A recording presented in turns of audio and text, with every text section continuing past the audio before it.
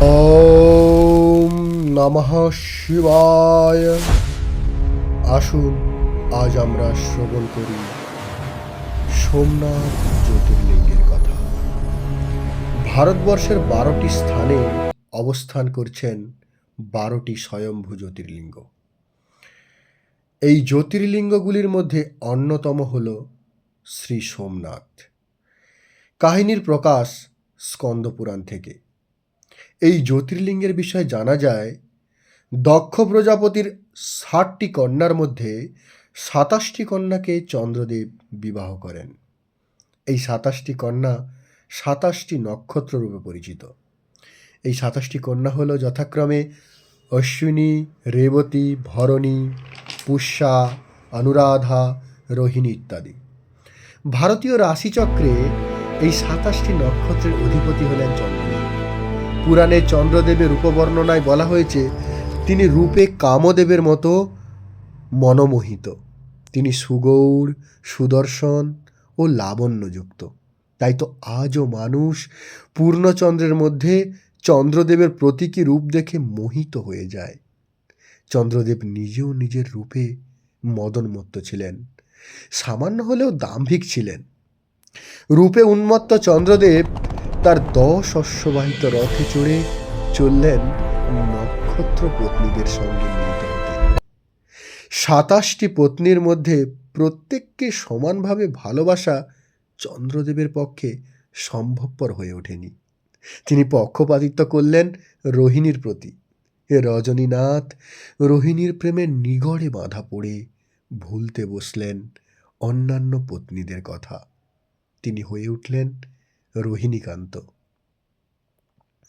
সেই কারণে দক্ষের অন্যান্য কন্যারা পিতার কাছে চন্দ্রের এহেন ব্যবহার জানিয়ে নালিশ করলেন।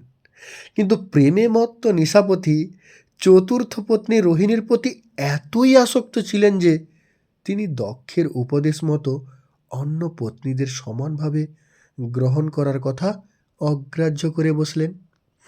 এর পরেও দক্ষরাজ তাকে অনেকভাবে বোঝালেন এবং উপদেশ দিলেন।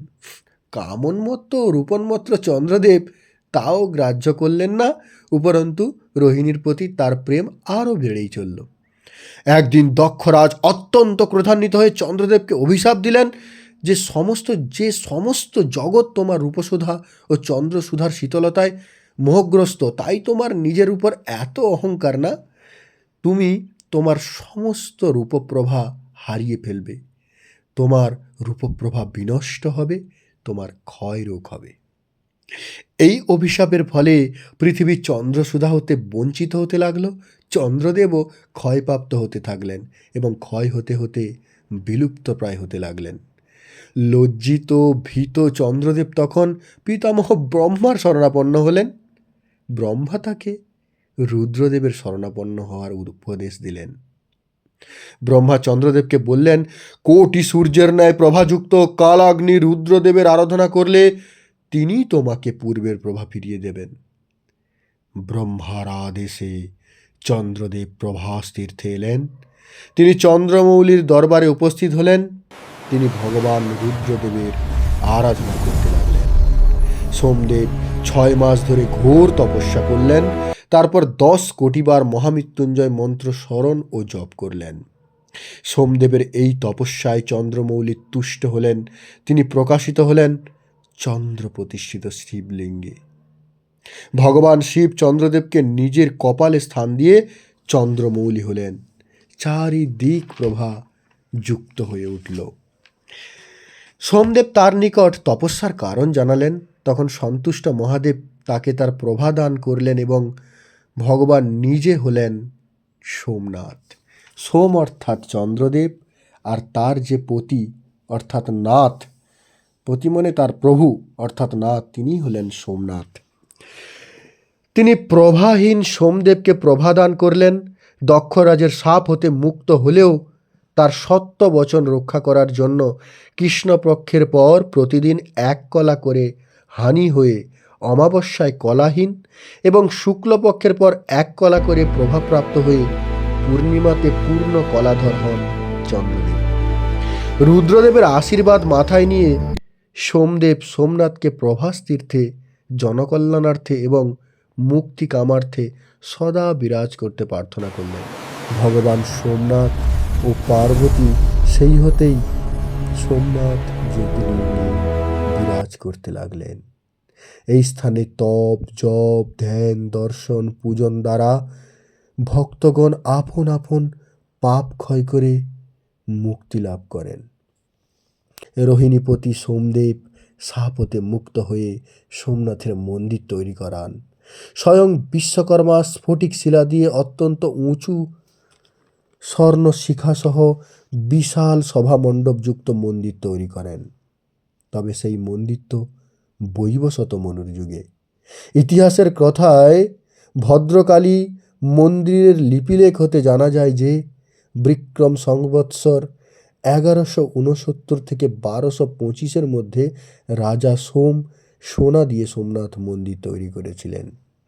আবার পুরাণকাররা বলেছেন সত্যযুগে সোমনাথের সোনার মন্দির ছিল। অনেকে বলে থাকেন 6ষ্ঠ শতাব্দীতে কালচুরি বংশীয় মালব্যরাজ রাজা কৃষ্ণ রৌপ্যের মন্দির তৈরি করেছিলেন। পুরাণের অনেক স্থানে উল্লেখ করা হয়েছে যে ত্রেতা যুগে শিবভক্ত রাবণ সোমনাথের রৌপ্য মন্দির তৈরি করেছিলেন এবং দ্বাপর যুগে শ্রীকৃষ্ণ চন্দন কাঠের মন্দির তৈরি করেছিলেন। বর্তমানে আগ্রা ফোর্টে রক্ষিত দেবদারু কাঠের গেটটা আজও ইতিহাসের সাক্ষী হয়ে রয়েছে। আসুন আমরা শ্রবণ করি দ্বাদশ জ্যোতির্লিঙ্গ স্তোত্রের প্রথম শ্লোক।